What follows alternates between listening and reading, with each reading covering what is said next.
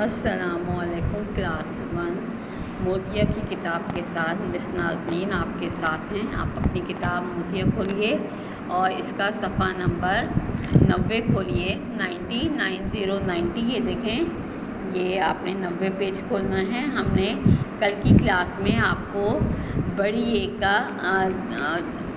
ए बताया था कि बड़ी ए का लफ्ज़ जब दो हरूफ के बीच में आता है तो वो कैसे शोशा बनाता है।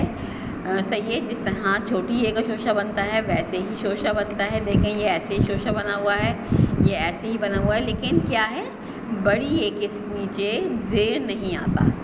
बड़ी ए के नीचे क्या नहीं आता? ज़ेर नहीं आता। जबकि छोटी ए जब होती है तो उसके शोशे के नीचे ज़ेर आता है। सही है, ये आपको बताया था ना, सब बच्चों को याद है। बड़ी ए के नीचे ज़ेर नहीं आता और छोटी ए के नीचे ज़ेर आता है। अब हम बड़ी ए के पेज नंबर 90 करेंगे और इसमें हम क्या करेंगे, सफ़ा नंबर 90 है। ये देखें, 90 और 90। अब हम सबसे पहले अपनी कॉपी के ऊपर आज की डेट लिखेंगे। आज की डेट क्या है? आज की डेट है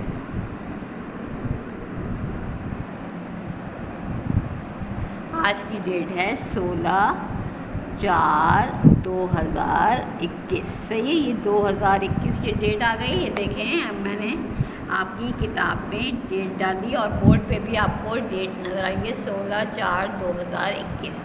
4 क्या है? अप्रैल का महीना है। अब देखें, अब लिखा हुआ है ये आपकी किताब में, पढ़िए और अलग कीजिए। अलग करना है यानी कि जो पढ़ रहे हैं इसके हुरूफ को आपने अलग करना है। अब पहला लफ्ज़ लिखा है, पहले तो हम नंबर डाल देंगे। Number 1, number 2, number 3, number 4, number 5 और नंबर 6। ये 6 नंबर डाल दिए हमने। अब पहला लफ्ज़ है रेत।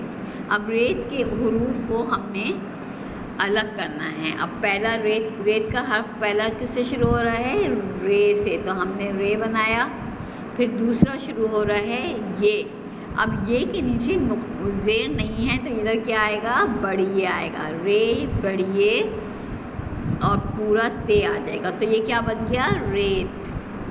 अगर इसके नीचे ये के नीचे ज़ेर होती तो ये छोटी ये आता। अब ये ज़ेर नहीं लगा हुआ, इसका मतलब है कि ये बड़ी ये का लफ्ज़ आएगा। सही है, बड़ी ये और छोटी ये का कॉन्सेप्ट आपको क्लियर हो रहा है ना। अगर ये के नीचे ज़ेर है तो छोटी ये आएगा, और अगर ये ज़ेर नहीं है तो फिर आपका बड़ी ये आएगा। अब दूसरा लफ्ज़ है सेब। अब सेब में कितने लफ्ज़ आ रहे हैं? 3 हर्फ आ रहे हैं। तो पहला क्या है? सीन। अब ये के नीचे ज़ेर नहीं है तो बड़ी ये और फिर बे, सेब। सीन ये बे, सेब। अब तीसरा लफ्ज़ है शेर। अब शेर में भी ये के नीचे ज़ेर नहीं है तो पहले शीन, फिर बड़ी ये और फिर रे, शेर। फिर चौथा लफ्ज़ है मेज़। मीम और फिर ये के नीचे ज़ेर नहीं है तो बड़ी ये और फिर दे, मेज़ जिस पे हम बैठ के खाना खाते हैं, डाइनिंग टेबल जिसे बोलते हैं, मेज़ वो होता है। फिर है खेत। काफ है, खे, बड़ी ये और ते, खेत। अब इसके नीचे भी ज़ेर नहीं है तो इसलिए ये बड़ी ये आएगा। अब क्या है? देख, दाल। अब ये के नीचे ज़ेर नहीं है तो बड़ी ये, दे और काफ 2 चश्मी है, ख। क्योंकि ये जब 2 चश्मी है होता है तो वो मुरक्कब लफ्ज़ होता है, यानी कि वो भारी लफ्ज़ होता है। देख, वो देख। सही है, तो ये आपको समझ में आया। अगर ये के होगी, ज़ेर का एराब लगा होगा तो छोटी ये होगी, और अगर ज़ेर का एराब नहीं लगा होगा तो फिर बड़ी ये होगी। देखिए, एराब क्या क्या होते हैं। एक तो होता है ज़बर। किसी भी लफ्ज़ के ऊपर जब एक डंडा बना हुआ होता है उसे कहते हैं ज़बर। अगर किसी भी लफ्ज़ के नीचे एक डंडा लगा हुआ होता है तो उसको कहते हैं ज़ेर। फिर किसी भी लफ्ज़ के ऊपर यूँ करके इस तरह यूँ बना हुआ होता है छोटा सा वाव की तरह, इसे कहते हैं पेश। सही है, ज़बर, ज़ेर, पेश। ये 3 एराब जो हैं वो बहुत ही इम्पॉर्टेंट होते हैं। जब हम यस्ना कुरान पढ़ते हैं, आप सब बच्चों ने यस्ना कुरान पढ़ना शुरू कर दिया है ना, कुरान पढ़ने के लिए आपको पढ़ाने के लिए कोई आता है तो आपको बताते होंगे वो कि ज़बर किस हर्फ के ऊपर लगा हुआ है, ज़ेर किस हर्फ के ऊपर लगा है, पेश किस पे लगा हुआ है, तो हम उसकी हिज्जे करके हम पढ़ते हैं। सही है। अब आपने ये काम कर लिया। अब नीचे लिखा हुआ है खाली जगह भरिए। अब हमने क्या करना है, ये खाली जगह, एक ये खाली जगह है, फिर ये खाली जगह है, फिर एक ये खाली जगह, 3 जुमले हैं, इनमें 3 खाली जगह हैं।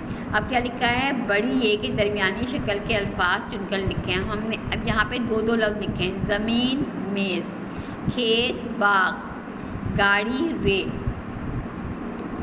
सही है।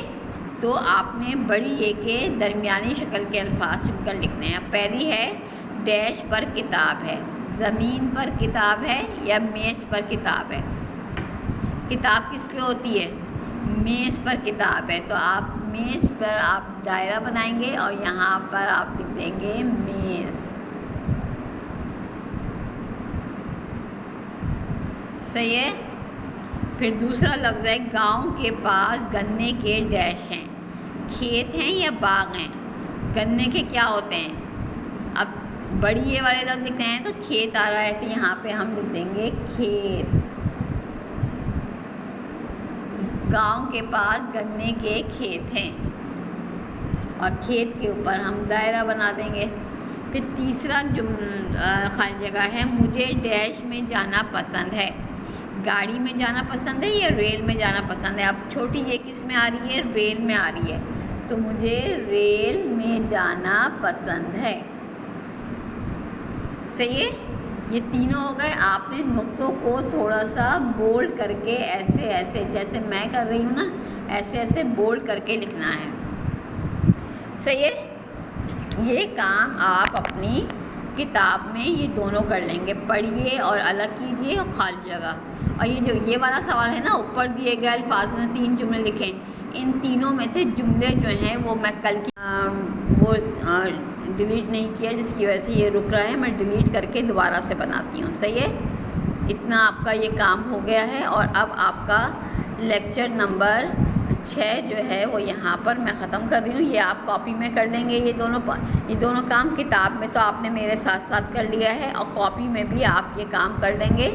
इस तरीके से ये आपका काम जो है आपका हो जाएगा कॉपी में भी, और कल का काम मैं कल की क्लास में करवाऊँगी। सही है। कोई बच्चा काम को मिस नहीं करेगा, अपना काम डेट के साथ कर लेंगे। और अब आपका लेक्चर नंबर 6 ख़त्म।